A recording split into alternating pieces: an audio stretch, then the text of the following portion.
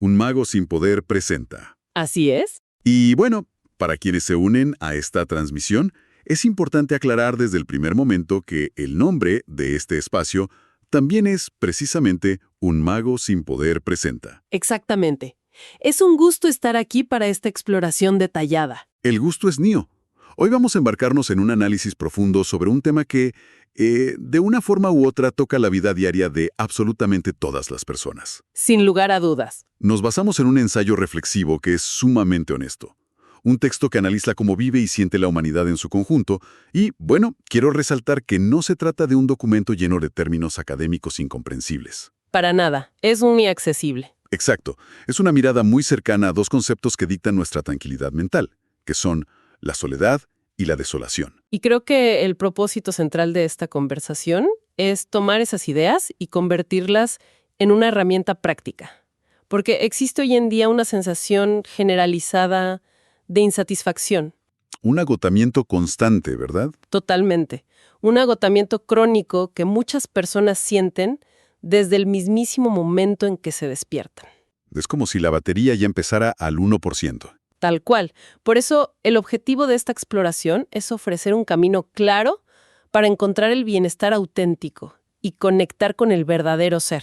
Algo que hace mucha falta. Demasiada. Queremos ayudar a comprender por qué el simple hecho de aislarse, digamos, de apagar el teléfono y quedarse en silencio, a veces genera tanto terror. Y, lo más importante, ¿cómo es posible transformar ese miedo en un refugio de paz personal? Claro. Y para entender esa reacción de terror frente al silencio, resulta muy útil observar de dónde venimos. Es fundamental mirar hacia atrás. Si analizamos la historia de nuestra propia biología, el miedo al aislamiento tiene un origen fascinante. O sea, los seres humanos no evolucionaron como criaturas solitarias. No, en absoluto. La supervivencia dependía enteramente de permanecer dentro de un grupo. En la antigüedad, alejarse de la tribu no era una forma de buscar la paz interior, era una sentencia de muerte casi segura. Las implicaciones biológicas de ese entorno antiguo son la clave para entender nuestra mente actual. Hay un detalle en el ensayo que ilustra esto a la perfección. Adelante, compártelo. Bueno, explica que el miedo a estar aislado y en silencio está completamente justificado en nuestro cableado cerebral. Y la razón es que los depredadores más letales del entorno natural, como los tigres, los osos o las serpientes, se movían en el más absoluto silencio. Wow, claro. El ruido significaba que el grupo estaba cerca. Significaba que había vida, que había fuego y protección. El silencio total, en cambio, era la señal de alerta máxima. Es una imagen muy gráfica. De verdad, si imaginamos ese escenario ancestral, la oscuridad total del bosque, el crujido de una rama lejana y la ausencia completa de los sonidos de la tribu. Aterrador. Si alguien se separaba del grupo en ese entonces, las posibilidades de sobrevivir a esos depredadores se reducían literalmente a cero. Así es. Y lo revelador de todo esto, y creo que es algo que quienes escuchan deben notar, es que, aunque los depredadores de esa época ya no son una amenaza diaria, ese miedo primitivo sigue viviendo en nuestra mente. Sigue intacto. Hoy dormimos en espacios cerrados y seguros, pero nuestro cerebro sigue encendiendo alarmas químicas, liberando estrés y ansiedad cuando percibimos que nos estamos quedando sin compañía. Sin embargo, aquí es donde surge un conflicto muy interesante. La humanidad avanza a un ritmo vertiginoso. La tecnología cambia cada día, pero nuestra biología tarda milenios en actualizarse. Es un desfase enorme. Enorme. Entonces, sentir ansiedad al estar en una habitación vacía o al no recibir mensajes en un fin de semana, bueno, no es una debilidad de carácter. Es simplemente un instinto de supervivencia desactualizado operando en un mundo donde ya no existen esos tigres dientes de sable. Saber eso es un alivio inmenso. Entender que esa angustia es un error del sistema biológico y no una falla personal es un paso gigante hacia la tranquilidad. Quita un peso enorme de encima. Totalmente. Y esa desconexión entre el pasado primitivo y el presente nos lleva a una reflexión casi obligada sobre cómo funcionamos hoy. Exactamente. ¿Cuántas veces el miedo a estar a solas es, en realidad, un instinto antiguo que ya no tiene ningún sentido en el mundo actual? Es una pregunta que resuena profundamente. Y creo que esa perspectiva abre la puerta a un cambio radical en la forma en que estructuramos nuestra identidad. Así es. Históricamente, la atención siempre estuvo puesta en el grupo, en la masa. Pero lentamente, la humanidad está transitando hacia un enfoque en el individuo. Ya no somos solo partes intercambiables de una tribu de cazadores. Para nada. Cada mente es un universo. Y el material que estamos revisando aborda este cambio de una manera hermosa. Describe a cada persona como una imposibilidad cósmica. Esa frase es poderosa. Imposibilidad cósmica. Sí, al pensarlo detenidamente, la matemática detrás de esto es asombrosa. La combinación exacta de genética, de todas las experiencias acumuladas, la forma tan particular en que una mente procesa la tristeza o la alegría. Los valores personales, las habilidades únicas. Todo eso crea un nivel de singularidad que nunca antes existió en la historia del universo y jamás se volverá a repetir. Debería ser un motivo de asombro diario saber que el verdadero ser es irrepetible. Debería serlo, sí. Pero el reto surge al intentar manifestar esa imposibilidad cósmica en la vida diaria. Ahí es donde se complica todo. En la práctica, encontrar ese yo verdadero es increíblemente difícil porque la mente humana está condicionada desde el momento del nacimiento. Hay demasiado ruido alrededor. Muchísimo. Factores externos como la dinámica de la familia, las expectativas culturales, el género, las afiliaciones políticas y las tradiciones religiosas comienzan a moldearnos y a llenarnos de ese ruido que mencionas. Pero, y aquí me surge una duda sobre esos factores. ¿No son precisamente la cultura y la familia los cimientos que construyen a una persona? Parece imposible separar al ser humano del entorno en el que crece. Son los cimientos, sin duda. Son partes fundamentales de la experiencia humana. El problema no es que existan, sino que se conviertan en sustitutos de la identidad. Ah, entiendo. Reemplazan al yo verdadero. Exacto. La confusión ocurre cuando el ruido externo sepulta la voz interna. A veces, las personas toman etiquetas que encuentran en su entorno para definir la totalidad de su ser. Buscan el camino fácil. Es que es mucho más fácil adoptar un rol prefabricado que hacer el trabajo profundo de descubrir la propia esencia. El ensayo menciona un ejemplo brillante sobre cómo operan estas etiquetas prestadas. Alguien puede adoptar la frase de «soy un fanático del fútbol», por ejemplo. Un caso muy clásico. Y construyen toda su personalidad, sus fines de semana, su círculo social, todo alrededor de un equipo. Y aunque disfrutar de un deporte es perfectamente normal y saludable, el peligro está en usar esa etiqueta como un escudo. Un escudo para no explorar más allá. Exacto. Para no mostrar, o incluso para no tener que explorar quién se es realmente cuando no hay un partido en la televisión. Nos aferramos a estas identidades porque otorgan un sentido de pertenencia instantáneo. Es un mecanismo de defensa frente a las exigencias de la sociedad moderna. Si observamos las ilusiones que fomenta el mundo actual, vemos una obsesión por premiar atributos muy superficiales. Vivimos rodeados de esas ilusiones. Se valora de manera desproporcionada la belleza física normativa, la confianza inquebrantable, el éxito material o la riqueza. Y cuando alguien siente que no posee esos atributos, percibe inmediatamente una desventaja frente al grupo. Una desventaja que asusta. Y para sobrevivir a esa supuesta desventaja, la respuesta instintiva es crear máscaras. Máscaras pesadas. En lugar de mostrar la propia sustancia, con todas las vulnerabilidades y virtudes únicas, resulta más seguro proyectar una apariencia aceptable. Es como caminar diariamente por un inmenso laberinto de espejos. ¡Qué buena metáfora! Un laberinto de espejos. Cada espejo en el trabajo, en las redes sociales o en las reuniones familiares devuelve un reflejo distorsionado exigiendo un comportamiento diferente. Navegar por ese laberinto agota profundamente. Agota porque requiere mantener vivas múltiples versiones falsas de uno mismo. Exactamente. Ese cansancio crónico del que hablábamos al principio. Proviene en gran medida del esfuerzo titánico de sostener esas máscaras. El ruido constante del laberinto nos impide conocernos. Y volvemos al problema inicial. Huimos de la oscuridad y del silencio por ese miedo primitivo. Sin darnos cuenta de que son nuestra única salida. Así es. No vemos que la oscuridad y el silencio son los únicos espacios donde no hay espejos. Solo cuando el ruido se detiene, es posible desarmar la fachada. Es una paradoja tremenda. Huimos del único lugar donde podríamos descansar de verdad. Una ironía trágica de la mente humana. Y esto plantea un escenario fascinante para la imaginación. Si se quitaran todas esas etiquetas y expectativas que la sociedad y la familia imponen, ¿qué quedaría realmente debajo de todo ese ruido?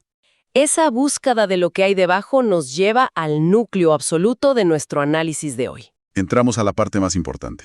Para desmantelar el laberinto, es imprescindible comprender la diferencia vital entre dos estados, que aunque suenen similares, representan universos opuestos. Me refiero a la desolación y a la soledad. Es probablemente la herramienta de bienestar más poderosa de todo este ensayo. El lenguaje cotidiano nos engaña constantemente al usar estas palabras como sinónimos. Se usan de forma intercambiable todo el tiempo. A menudo, cuando alguien está sin compañía física, decimos indistintamente que está solo o desolado. Pero la regla de oro del lenguaje nos dice que si existen dos palabras diferentes es porque apuntan a experiencias humanas completamente distintas. No hay sinónimos perfectos. Y la distinción que hace el autor captura esta diferencia de manera magistral. Hay una cita central que cambia toda la perspectiva. Por favor, compártela. Es vital. Dice así: la desolación es querer estar con alguien y no poder.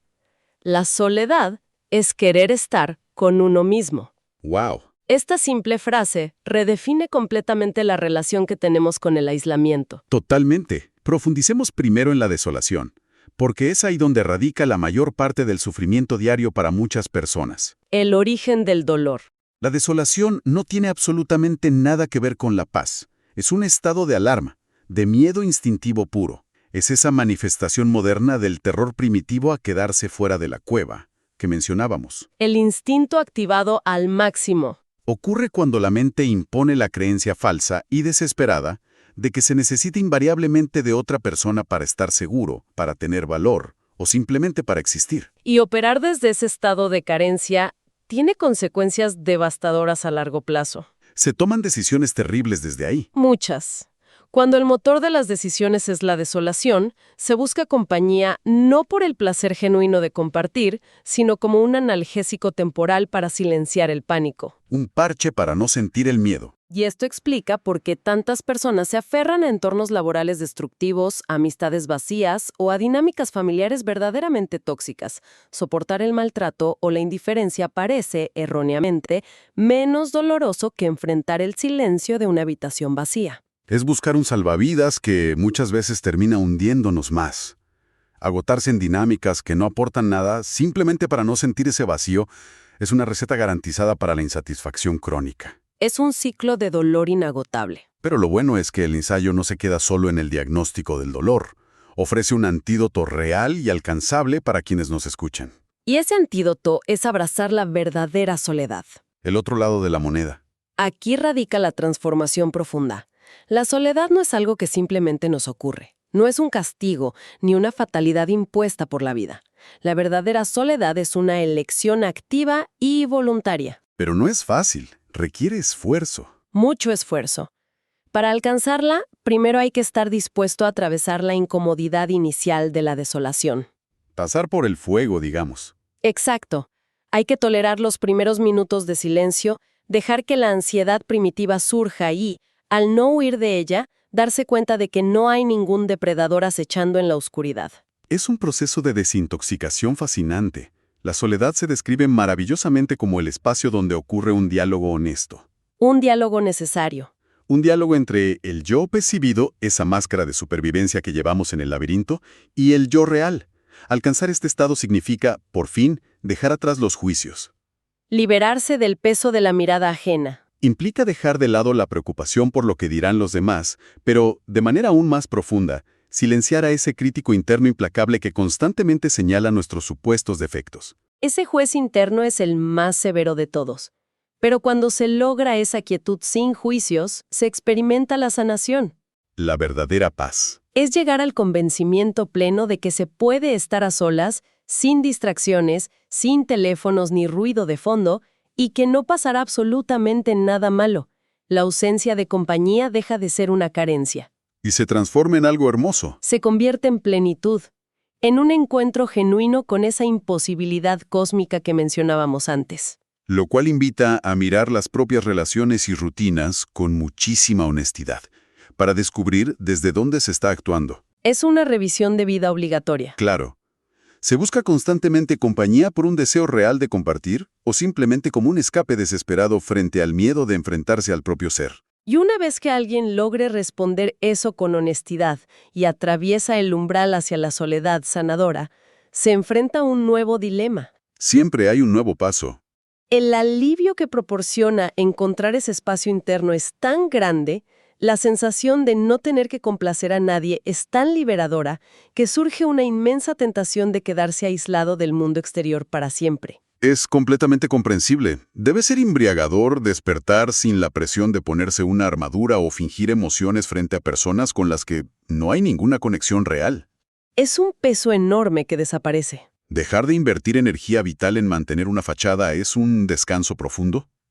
Y bueno, esta fascinación por el aislamiento ha moldeado aspectos enteros de la historia humana, Lo hemos visto en incontables culturas. a lo largo de los siglos. Sí, esta necesidad se manifiesta en la figura de los ermitaños, en la construcción de retiros espirituales remotos o en los monasterios diseñados exclusivamente para el voto de silencio. Incluso hoy en día se ve mucho. En la época moderna existe una tendencia constante a idealizar la idea de dejarlo todo atrás, mudarse a una cabaña en un bosque deshabitado y cortar lazos con la civilización para encontrarse a uno mismo. Pero llevar el aislamiento a ese extremo parece contradecir el hecho de que al final del día seguimos habitando un mundo compartido. No podemos borrar a la humanidad de la ecuación.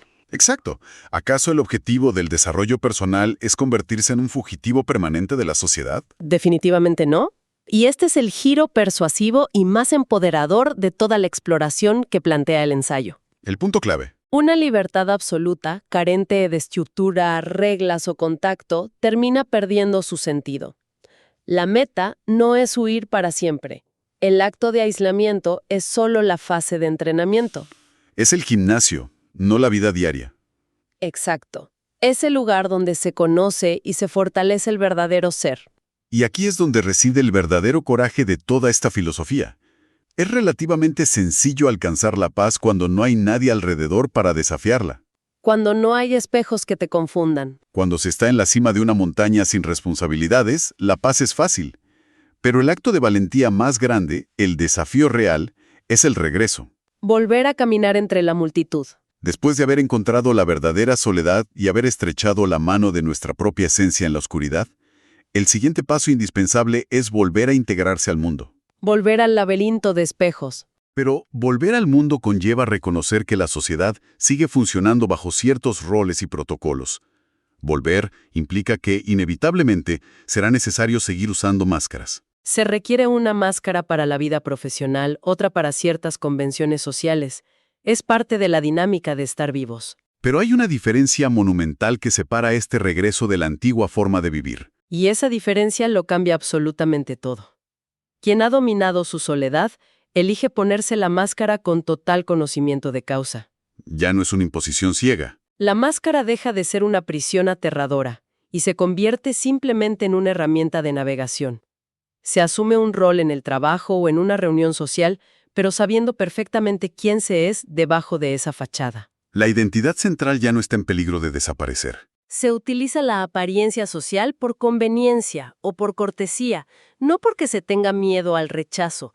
No se hace desde la desolación y definitivamente no por una necesidad desesperada de validación externa. Se actúa desde la certeza. Se participa en las dinámicas del mundo con la seguridad interna de que, al final del día, esa máscara se puede quitar y el verdadero ser sigue intacto, a salvo en su propia soledad construida. Es recuperar el control absoluto de la propia vida. Imaginar el impacto de esto en la rutina diaria es revelador.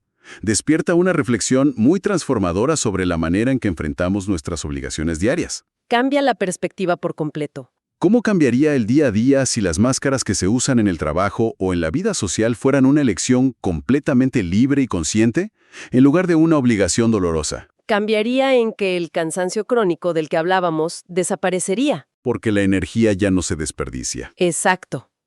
Porque el desgaste mental de defender una identidad falsa ya no existiría. A modo de síntesis de todo este recorrido, El camino comienza por entender que ese terror visceral estar a solas no es una falla personal. Sino un instinto biológico antiguo que debemos aprender a ignorar. Al reconocerlo, se hace posible ver con claridad las ilusiones del laberinto social y dejar de buscar desesperadamente la aprobación a través de etiquetas prestadas. El punto de inflexión ocurre justo ahí, al transformar la dolorosa desolación que busca desesperadamente tapar vacíos en una soledad voluntaria, donde nos encontramos con nuestra esencia. Y finalmente, el ciclo se completa al tener la inmensa fortaleza de regresar a la sociedad, participando en el mundo sin permitir que el mundo nos defina. Es una estructura de pensamiento impecable para encontrar el bienestar. Y para que la amante siga expandiendo estos conceptos mucho más allá de esta transmisión, surge una última idea que no habíamos tocado, pero que es el resultado natural de este proceso. Me intriga. ¿De qué se trata? Si dominar la soledad nos permite quitarnos las máscaras y relacionarnos libremente con nosotros mismos, ¿qué sucede cuando dos personas que han alcanzado ese nivel de dominio deciden compartir su camino? Imaginar eso es fascinante. Es imaginar una conexión humana que nace puramente de la elección libre y no del miedo a la desolación. Sería la creación de un vínculo donde nadie le exige al otro ser su salvavidas emocional. Relaciones desde la abundancia, no desde la carencia. Conformando relaciones auténticas, verdaderamente indestructibles y completamente libres de ilusiones. Es una visión profundamente inspiradora sobre el verdadero potencial de las conexiones humanas. Este análisis nos demuestra que comprender nuestra propia naturaleza es la herramienta definitiva para diseñar una vida con sentido. No se conforme con nuestra palabra. Ponga a prueba todo lo que escuchó aquí. Haga de este conocimiento algo verdaderamente suyo. La invitación queda abierta para dejar en la sección de comentarios sus ideas, pensamientos y experiencias sobre este tema. También los invitamos a darle me gusta a este podcast si lo disfrutaron o si les pareció interesante, y a suscribirse para obtener más información sobre temas similares. Recuerda, el poder es tuyo.